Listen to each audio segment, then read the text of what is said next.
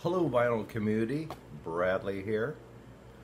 First of all, it's July 4th. Happy birthday, America. This is a Cincinnati Reds hat. They are kicking butt right now. So I'm proud to wear this. And since it's so damn hot, I am enjoying a cold throwback Coors, bottle of Coors, which I remember back in the day. Had a bunch of cousins. Half of us lived in Ohio, and the other half lived in Texas. So when they would come up from Texas to Ohio, we would tell them to bring Coors beer because we couldn't get it east of the Mississippi. And they brought it, and do you know what type of beer they requested us to take to Texas? Stroh's. Detroit Bohemian beer, which actually it used to be a good beer, but they couldn't get it down there. So anyhow, got a few records to show you. It won't be too long of a video, I don't think. This first album, I had always heard a lot about it. It's one of the best recorded albums in the digital area, or digital era. Donal Fagen, Nightfly. The Nightfly. I was not overly familiar with it. I heard a couple songs, and I always thought the one song was a Steely Dan song, when it actually was a Donal Fagen, IGY. Anyhow, I came across this album in an kind of like an antique store, a little flea market type in a nearby town, and they had the price of, I don't know if you can see the sticker there, $2. $2 for this record. It's one of the best recorded albums probably ever. So I pulled the record out of the sleeve, and it looked pretty darn spotless to me. And I was always thinking about buying a reissue.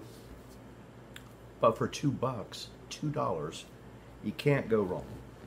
So anyhow, I bought it, took it home. Oh wow, it's pristine. So I don't know if the people who sold this knew what they had. I mean, it's surely worth more than $2. If it was scratched up horribly, it would be worth $2. But this is pristine shape. Excellent album. Like I said, IGY, which stands for International Geophysical Year, that was the song I was familiar with. And I think this was issued maybe after Asia. I think it's after Steely Dan kind of broke up. So excellent album. I love it. Next album, every once in a while I like to buy a classical album. The only problem is I know next to nothing about the composers and the symphonies. So, but I am familiar with Deutsche Grammophon records, which they're big into classic records. So I was over at I think it was Barnes and Noble. Ran across this, the Mahler Symphony No. 5, conducted by Leonard Bernstein. It says the Wiener Philharmoniker. I believe that would probably be the Vienna Philharmonica. Uh, this is a 2-album set. I was not familiar with Mahler at all. There's the front. There's a picture of Leonard. This is a double album. Inside it's got fantastic liner notes in German and in English. 180 gram, so it's a very hefty package. Like I said, it says digital recording up there, right there. Now I have seen, there's a copy of this that was issued from the original analog tapes, and I think the price was like, I don't know, $140 or something. Whoa. Anyhow, I had a coupon which cut the price of this, so I guess I'm trying to get into Mahler, you know. The last album I will show is a few weeks ago, Cousin Reggie, I made a deal with him. I said I would buy him a record, kind of like a surprise record, if he would buy me a surprise record. And he's really big into Steven Wilson, Porcupine Tree, Steven Wilson especially. So I kind of led him, saying, you know, if you would want to get me one of those records, I would be very happy. And originally I was going to get him a jazz album, but I kind of mentioned that to him and he went, I don't know if I can get into that. So I respected his wishes. I ended up buying him a reissue of the Rolling Stones' Sticky Fingers. Hey, you can't go wrong with that. So anyhow, the record that he bought me is I just love this package. This is Steven Wilson, who I was talking about. He was in Porcupine Tree. This was released, I believe, in 2014. The Raven That Refused to Sing.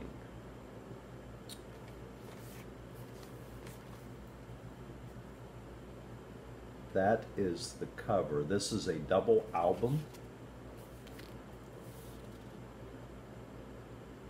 I'm not sure how many minutes of music. There's probably, I think, maybe around 60, maybe. It has got 6 songs on here. Opens up into a beautiful gatefold. Has the lyrics there. Well, actually, yeah, has the lyrics on the inner sleeve.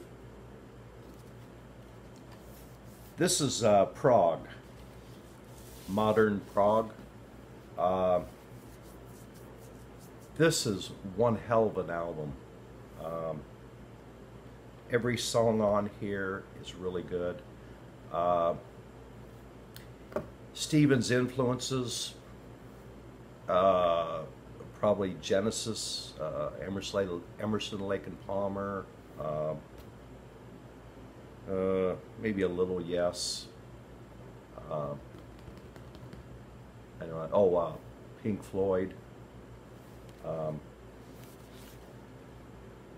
Like I said, this song or this album is amazing. I'm not especially into Prague. I've got some old Genesis albums. I have some Emerson, Lake and Palmer, and I have quite a few Pink Floyd.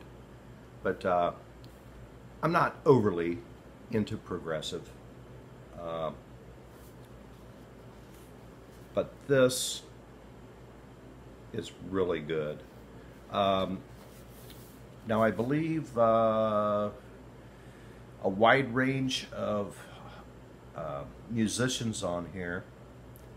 I believe Robert Fripp played on here. A few musicians more towards the jazz performed on here. They actually used the original Mellotron from King Crimson on some of these songs.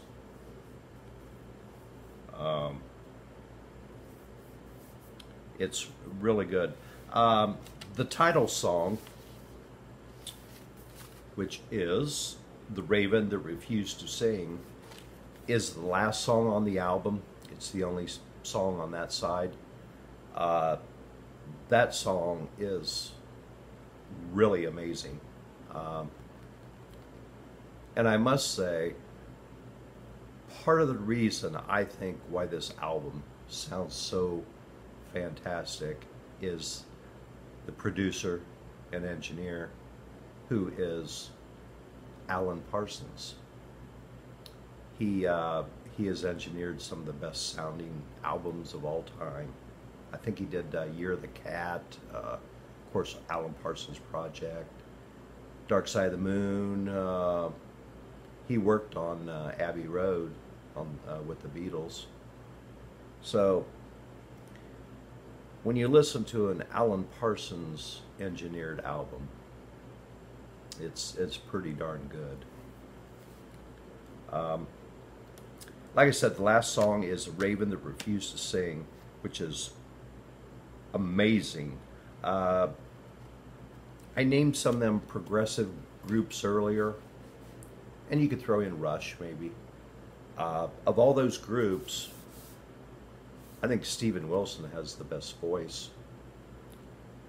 And the music, it can hold its own against any of those.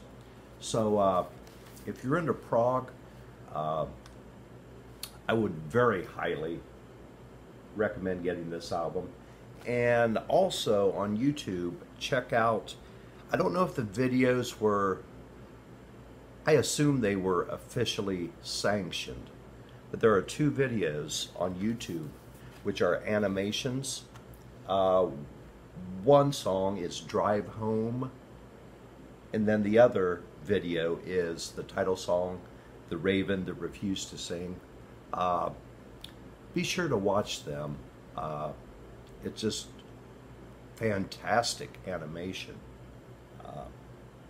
This is a concept album. It's probably, I would say it's a little, well, it is dark, but it sounds great.